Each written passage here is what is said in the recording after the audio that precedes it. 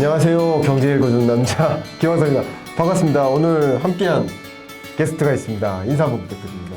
안녕하세요. 월천재테크를 운영하고 있는 이주연입니다. 반갑습니다. 네, 반갑습니다. 월천의 의미가 뭐예요? 한 달에 천? 한 달에 1,000만 원. 예, 이제 네. 재테크를 통해서 한 달에 네. 1,000만 원 이상의 수입을 네. 올리자. 그래서, 그래서 이제 월천. 경제적인 자유를 이제 달성을 하자. 뭐 이런 의미가 있죠. 월천 재테크. 특이한 이력 중에 하나가 이게 뭐 특이하다고 보기엔 좀 어렵지만 어쨌든 워킹맘. 네. 그죠? 워킹맘 출신이시잖아요. 예, 근데 저는 이제, 전생에 네. 소였던 것 같아요. 전생에 소였던 것 같아요. 같아요. 왜 일을 그랬어요? 너무 열심히 해요. 아. 네, 일이 자꾸 저한테 생겨요. 전생에도 열심히 일했는데. 예, 전생에 지금도. 소였던 것 같아요. 그럼 이제 워킹맘이었다는 얘기는 직장 다니셨었다는 건가요? 직장을 좀 다녔었고요. 그 다음에 이제 교육계에 있어서 사교육을 10년 했습니다. 사교육. 네. 사교육 구체적으로 어떤 사교육? 영어 과목이었습니다. 그럼 영어 강의를 해주셨던 거예요? 예, 이제 어린아이들 영어 유치원, 그다음에 이제 네. 오후에는 이제 어학원에서 초등생들까지 이렇게 네. 교육을 하고, 예. 그다음에 이제 대학에서 토플 네. 강의도 이제 방학 때, 하시고. 썸머, 여름 이럴 때랑 아침에 8시부터 하는 것들이 있어요. 그런 것들 네. 했었고, 이제 제가 쓰리잡을 해가지고 이제 저녁에 번역까지 해서 이 아침엔 대학 강의 나가고, 이제 낮에는 네. 학원에 출근하고, 그리고 저녁에는 또 이제 개인 코스도 하고, 그다음에 이제 번역도 하고, 그래서 굉장히 열심히 살았었죠. 그럼 이 영어를 꽤 잘하신다는 거네요, 그죠? 잘 했었다가 맞는 것 같아요. 지금 한 네. 5년 정도 이제 네. 부동산으로 완벽하게 제가 16년도까지는 두 직업을 병행했었고요. 그러세요. 예, 그다음에 이제 17년부터는 아예 이제 이쪽 부동산 쪽으로만 전업을 했는데요. 그래서 영어를 안 쓴 지 한 5년 정도가 된 것 같아요. 그래서 저는 이제 저희 남편보다도 영어를 못하는 것 같습니다. 정말 잘했었거든요. 원래 영어를 이제 놓기 시작하면 자꾸 이제 영어를 안 쓰다 보니까 저도 이제 자꾸 어떤 표현 뭐 이런 것들을 잊어버리게 되더라고요. 단어가 잘 생각이 안 날 때가 단어도 있어요. 생각이 잘 안 예. 나는 것들이 있고 표현이나 뭐 이런 것들도 그래서 저는 뭐 유학까지 다녀왔으니까 영어 환경에서 학위까지 받았으니까 오히려 영어가 더 편했던 시절도 있었거든요. 그 순간 저도 완전 바이링구얼인 줄 네. 알았어요. 영어를 더 빈번하게 일상생활에서 음. 한국어보다 영어를 더 많이 사용을 했었거든요. 한때는.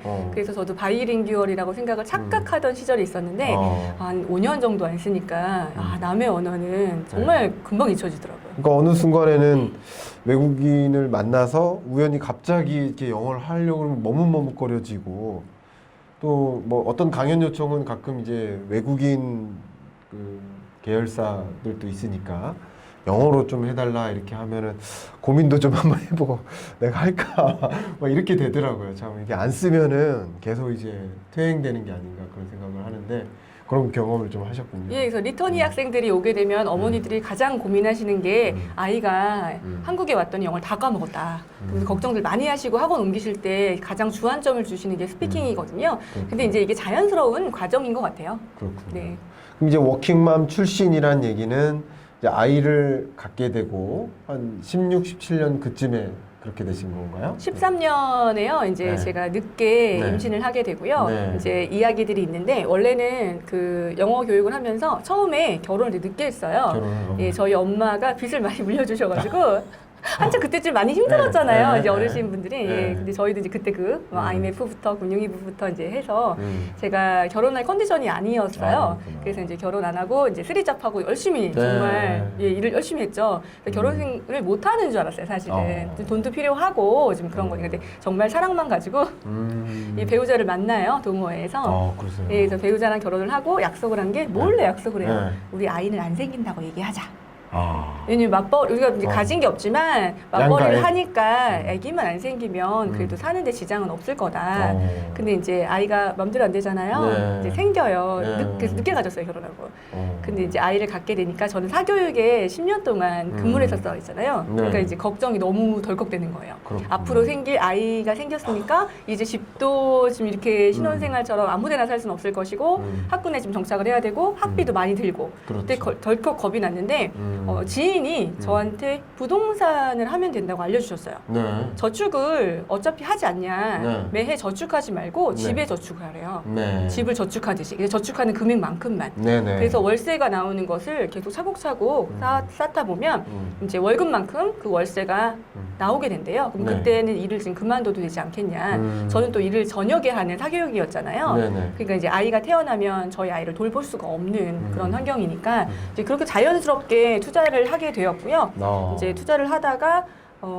제가 이제 투자법에 학군을 활용한 투자를 좀 했어요. 학군을 활용한 투자법. 네, 좀 뒤에 나올 건데 그래서 이제 그것 때문에 관심들이 좀 새로운 그때 당시에는 좀 새로운 아이템이었던 거예요. 그게 그래서 좀 출판사라든가 이제 그 강연 업계에서도 좀 관심을 가지셔가지고 그랬군요. 이제 책이 나왔어요. 네. 17년도에 이제 첫 출간이 되었는데요. 그 책 제목이 뭐죠? 나는 부동산으로 아이 학비 번다. 여러분 적으셨죠? 나는 부동산. 어머 유명한 책이에요. 그러니까 다 아시겠지만 네. 유명한 책이겠지만 혹시 농담입니다. 또 혹시 몰라도 처음 들으신 아니에요. 분이 예. 그래 하면서 또 생각 있을 수 있거든요. 네. 그래서 이제 이 책을 계기로 해서 많은 이제 문화센터, 백화점 문화센터, 그다음에 기업체, 이제 고객분들을 대상으로 하는 그런 기업체라든가 이제 초청을 많이 받아서 강연을 많이 하게 되는데 저는 이제 강의를 원래 하던 사람이잖아요. 그렇네요. 예, 대학 강의도 했었고 네. 이렇게 대학 강의 가면 막 200명씩 대강당에서도 그렇죠. 하니까 저희는 그냥 생 목소리 육성 강의도 가능하죠. 육성으로 200명이요? 그죠? 예전엔 그렇게 대학교에서 여름 특강하면 쫙 모이니까. 네. 그래서 강의가 잘 되어서 이제 자연스럽게 방송으로도 연결이 되고 그래서 지금은 부동산 전문가 활동 그다음에 이제 방송 진행자 이렇게 두 가지를 하고 있고요. 네. 이제 유튜버도 하고 있고. 그렇구나. 그래서 사람들이 뭐 하시는 분이냐고 네. 많이 물어보세요. 뭐 하시는 분이세요? 이제 제 입으로 부동산 전문가로 얘기하기에는 조금 그렇게 하시면 되죠. 민망하긴 네. 하고요. 아니 네. 워낙 또 투자 잘하시는 분들도 많고 하시니까 그래서 요즘에 딱 한 가지 정리가 되더라고요. 뭐죠? 유튜버예요. 그러면 두 번 다시 안 물어보세요. 유튜버. 유튜버라는 직업이 네. 이제 굉장히 보편화가 되고 많이 알려진 것 같아요. 맞아요. 네. 그럼 그 여러 가지 활동 일들을 이제 하시는데 네. 그 중에 가장 선호하는 호칭? 그게 어떤 호칭? 거죠? 호칭이요? 호칭은 네. 이주연 대표. 예. 이주연 대표. 네. 대표님과 함께하고 계십니다. 아니요, 유튜버. 선생님? 예. 유튜버. 이주연 대표 선생님과 함께 하고 있습니다. 어쨌든 이 워킹맘에서 출발하셔서 굉장히 어려운 환경을 딛고 일어서셔서 네. 정말 전생에 소였다라고 느껴질 만큼 열심히 지금 달려오신 건데 지금 어떻게 보면 많은 또 우리 어머니들의 또 워킹맘들의 롤모델이지 않을까 또 그런 생각도 들어요. 어떻게 그렇게 좀 인플루언서가 되신 건가요? 자연스럽게 엄마들하고의 공감대가 생기면서 원래 그 SNS 활동은 예전에 이제 뭐 여행이라든가 맛집이라든가 여자분들은 다 하시잖아요. 네. 그래서 블로그 활동을 원래 했었어요. 그래서 지금 잘하는 네. 종목 중에 하나였고 네. 그게 이제 정리해서 정보를 전달해드리는 카테고리가 부동산이 된 것이고 네. 저는 이제 많은 부동산 정보를 전달해주는 사람들이 있지만 네. 저에게는 이제 엄마들끼리 서로 공감대가 생기는 거예요. 이제 그런 공감대들을 서로 이제 하면서 또 제가 이제 티칭을 많이 하다 보니까 네. 전달력이 그러니까 똑같은 걸 쉽게 가르쳐주고 한국은 주입식이잖아요. 네. 제가 주입식 교육에 굉장히 강합니다. 저희 부동산 학원은 그 토익 학원처럼 예. 옛날에 유명했었던 네. 해커스 네. 박정호 학원 예, 저는 예. 도시락 3개 싸들고 다니면서 공부했었잖아요. 아. 그런 스타일로 예. 아주 단기에 예. 속성으로 아주 엑기스만 예. 그래서 빨리 적응할 수 있게 해드려요. 그러니까 막 찍어드리는 게 아니라 어디서 어떤 책을 순서대로 읽으면 되는데 기초서부터 쫙 이렇게 이제 그래서 그런 교육 방법들이 네. 좀 거부감이 있으신 분도 계시지만 조금 효과를 빨리 보고 다른 데 가실 때 적응을 잘 하시기 때문에 좀 소개가 좀 많이 되어서 네. 많이 오시는 편이에요. 그러세요. 저희는 수강생분들의 90% 이상이 여자분이세요. 남자분 수강하시면 청일점이신 경우가 많아요. 저 한번 오시면 진짜 100명한테 인기를 받으시는 딱 한 명의 남자분이 되실 수 있어요. 여러분 받아 적으세요. 그 학원이 교대 인근에 있다고 합니다. 우리 남자 요즘은 코로나 때문에 학생분들. 1년 반째 휴원 중입니다. 못 열고 있습니다. 그렇군요. 자, 그런 여러 가지 계기로 지금 이 자리에까지 이제 오셨는데요. 네. 저도 한 포럼에서 이제 만나 뵀죠. 그때 이제 인사 나누고 오늘 이 자리에 꼭 초대해서 부동산에 대해서 여러분들께 좀 말씀을 좀 드려야 되겠다. 오늘 좀 영상을 보시고 관심 있는 분은 또 우리 학원이라고 하면 되나요? 저희 학원이 지금 거의 휴원 중이고 네. 제가 작년부터는 수업을 많이 하지 않아요. 1년에 한 번 정도밖에 안 해요. 그래서 저희 학원은 거의 저희 상가주께서 많이 걱정을 하세요. 학원이 계속 닫혀있고 안 나오니까. 그래요? 네. 걱정하실 수도 있겠네요. 네, 저는 이제 무료 세미나, 뭐 이렇게 신문사라든가 이제 방송사 이런 데서 주기적으로 하는, 그리고 예전에 코엑스에서 굉장히 크게 네, 해서 네. 오시는 분들의 한정에서만 400분, 500분씩 막 바닥에도 앉으시고 이렇게 맞아요. 세미나 했었는데 네. 지금은 다 언택트이기 네, 때문에 네. 온라인으로 생중계가 되거나 맞아요. 아니면 녹화해서 보여주거나 이제 이래서 훨씬 더 많은 분들이 네. 접하실 수가 있는데 네. 제가 이제 강의를 거의 안 하잖아요. 네. 그래서 이렇게 무료 세미나도 똑같은 강의를 계속 반복하는 게 아니라 매 세미나마다 다른 것을 준비해 가요. 그래서 정말 유료 강의처럼 해드리거든요. 그래서 그런 무료를 찾아서 들으시면 될 것 같아요. 예. 깨알 예, 꿀팁까지 굳이 유료 안 오셔도 네, 괜찮습니다. 해주셨네요. 자, 이쯤에서 우리에게 꼭 주입식 교육으로 그렇죠. 주입시켜 주셔야 한국은 주입식 될 교육이죠. 부동산의 기초 개념, 네. 반드시 알아야 될 부동산의 기초 개념이 있다.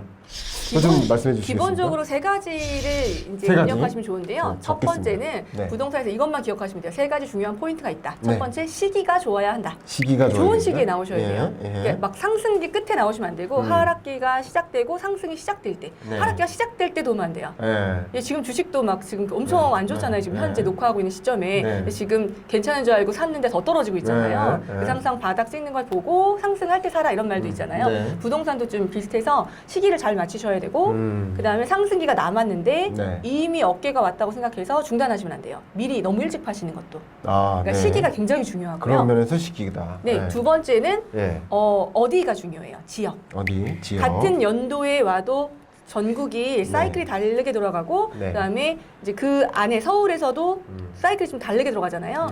이제 상급지가 있고 하급지가 있고 이렇게 하기 때문에 이런 것들을 지역을 그 시기에 그 지역을 잘 맞춰 들어가셔야 되고 네. 마지막은 네. 시기와 지역이 아주 좋았어도 네. 종목이 잘못되면 네. 그 시기에 나만 눈물을 흘릴 수 있어요. 종목. 종목 예를 들면 네. 이제 아파트, 뭐 상가, 꼬마 빌딩, 그다음에 뭐 토지, 오피스텔, 뭐 지식형산업센터 많은 부동산의 종목들이 있잖아요. 그렇죠. 그리고 재개발, 재건축, 분양 이렇게 아파트만 해도 정말 여러 가지 다양한 방법으로 취득을 할 수가 있고 또 요 시기에 시기, 지역, 네. 종목 이 세 박자가 맞아야 한다. 네. 여러분 이게, 다 적으셨을 겁니다. 이게 가장 중요한 내용이고요. 네. 이제 또 하나는 네. 가장 두려워하시는 레버리지라는 개념에 대해서 좀 숙지를 하셔야 되는데 주식보다 네. 주식의 장점은 이제 세금 면에서 유리하다라는 네. 것이고요. 네. 세금이 좀 유연하죠. 네. 근데 부동산은 주식과 달리 그래도 약간 좀 자산이 불어나신 분이 훨씬 많이 나와요.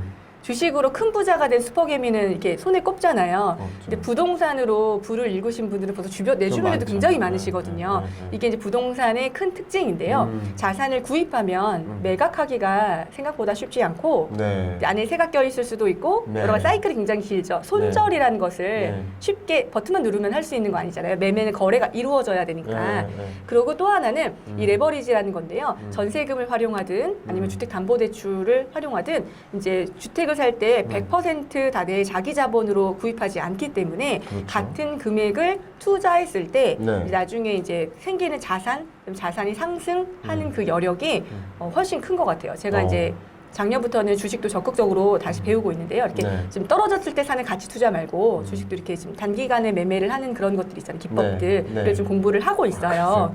이제 새로운 공부를 시작하는 게 너무 재미있어서 이제 시작했는데 제가 거기서 깨달은 바가 주식은 이러한 특징이 있기 때문에 특히나 이제 미술을 사용하거나 그런 것은 굉장히 좀 정말 전문가 영역인 거고 일반인 분들이 그렇게 막 미술까지 사용해서 주식을 하진 않으시잖아요. 네네. 근데 부동산 같은 경우는 담보 가치가 있고 담보라는 것이 있고 또 전세가 가치가 있어서 어쨌든 하방 경직성이 전세 가격이라는 것이 기본으로 받쳐주는 이런 특수성이 있어요. 네. 그래서 이제 등락이 떨어지더라도 특수한 금융위기라든가 이런 것들이 오지 않으면 대부분은 10%에서 20%를 넘어가지 않는 선에서 지지 방어도 되고 그다음에 그때는 또 못 파니까 그냥 어떻게 해요? 저 아픈 손가락이지만 사주는 사람이 없잖아요. 부동산은. 네. 누르면 손절되는 게 아니니까 그럼 어쩔 수 없이 갖고 있다 보면 또 시기가 회복이 되고 이렇게 이제 억지로 버티는 이런 네. 것들도 있잖아요. 네, 네. 여러 가지 이런 부동산의 부동산이라고 하는 이 네. 특성 때문에 네. 이제 자산이 형성되는데 좀 유리하고 일단은 이 레버리지 대출에 대한 그 두려움부터 없애는 것이 맞는데요. 이 영끌해라 하고 하는 것은 상승장 초반에서는 매우 유효한 전법이에요. 그때는 정말 전력을 다해서 영끌하셔서 투자하시는 것이 맞고요. 이제 상승장 후반으로 올수록 이제 대출이 많이 줄어들게 되고 대출을 받을 수 있는 그런 여건들이 많이 이제 제약이 옵니다. 네. 정책적으로 지금도 주택담보대출 모 기관에서는 조금 이제 중단하겠다. 이미 소진을 다 하셨대요. 그 분량을. 그다음 이제 전세금 대출 같은 경우도 DSR이 안 되면 조금 조절하겠다. 이제 신용대출 마이너스 통장에 대한 비율도 갱신 때는 비율을 줄이겠다. 네. 이렇게 지금 정책이 약간 좀 규제 쪽으로 많이 가고 있는데 이럴 때는 금리가 이제 기준금리가 오르지 않더라도 실질적으로 빌려 쓰는 이 실질 금리가 오를 수 있기 때문에 그렇죠. 그러면 저금리였잖아요. 저희가 굉장히 저금리였잖아요. 금리가 조금만 더 올라도 충격이 굉장히 강해질 수가 있어요. 네. 그래서 금리에 대한 것을 좀 인식하면서 내가 감당할 수 있을 만한 대출 이자까지 의 레버리지를 사용하는 것은 괜찮다. 네. 그 감당할 수 있는 대출의 레버리지는 뭐냐면 평소에 저축하고 있었던 금액 네. 플러스 네. 내가 신용카드 쓰고 있는 것. 신용카드를 잘 보셔서 3개월치 평균을 내세요. 네. 그래서 죽지 않을 정도. 이거는 하면은 네. 그냥 안 해도 안 죽어. 이런 거 있잖아요. 네. 죽는 거 빼고. 예. 그런 것들 빼고 외식, 뭐 네. 이제 쇼핑 네. 이런 것들 전부 다 이런 것들을 줄여보시면 그 줄인 금액만큼이 더하면 저축액 플러스 줄일 수 있는 금액 이미 썼던 돈 중에서 요 금액만큼이 이자를 내도 무리가 되지 않는 영끌의 범위이다라고 네. 저는 정해드려요. 그리고 이제 묻지마 투자가 아닌 네. 내 집을 마련하거나 아니면 공부를 굉장히 많이 해서 투자를 하는데 사용하는 이런 대출들은 자기 확신이 있는 상태에서 혹은 내 집, 살 집을 위해서 하는 거기 때문에 이런 네. 대출은 괜찮다.